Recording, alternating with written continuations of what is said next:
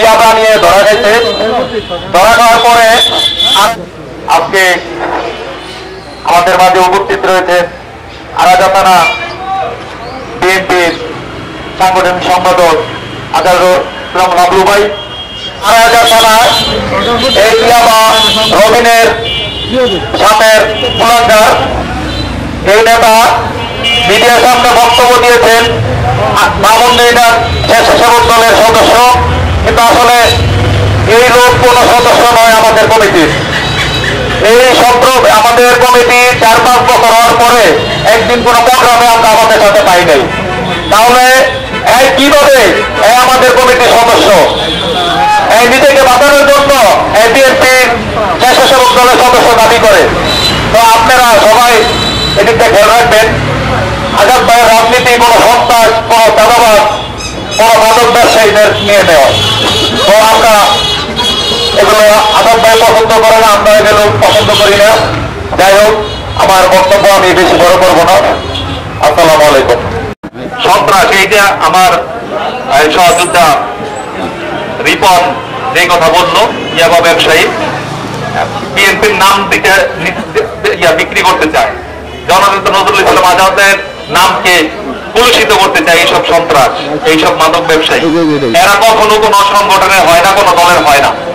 আমাদের বিএনপি অতি সুশৃঙ্খল এবং একটি সুসংগঠিত দল।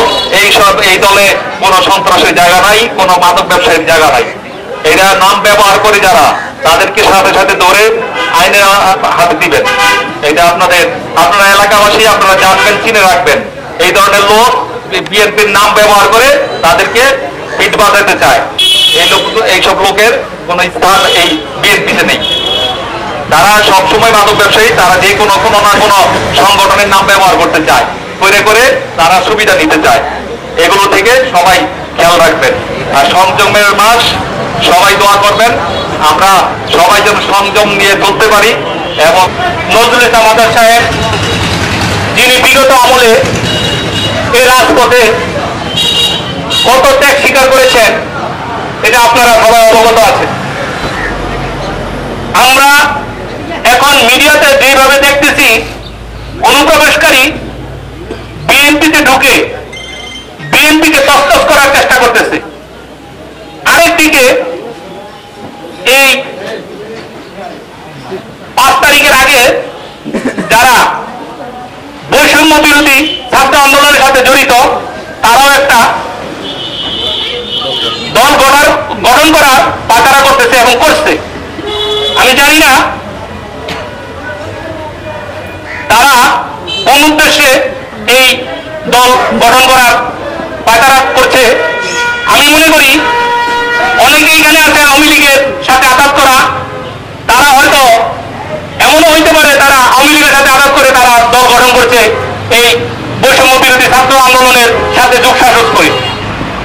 প্রিয় সংগ্রামী সাথী বন্ধুগণ, আমরা অন্যায় করব না। এই বিএনপি এবং আজাদ সাহেবের নেতাকর্মীরা কোনো অন্যায় করবে না এবং অন্যায়কে কোনো প্রশ্রয় দেবে না। আমরা এই যারা বিগত আমলে এই রাজপথে ছিল, নজরুল ইসলাম আজাদ সাহেব আমাদেরকে এই রাজপথে নিয়ে যেভাবে যুদ্ধ করেছে, এটা আপনারা সবাই অবগত।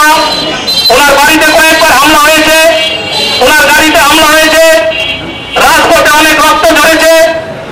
একমাত্র নজরুল ইসলাম আজাদ সাহেব এবং ওনার নেতাকর্মী একমাত্র ঝরেছে রাজপথে রক্ত।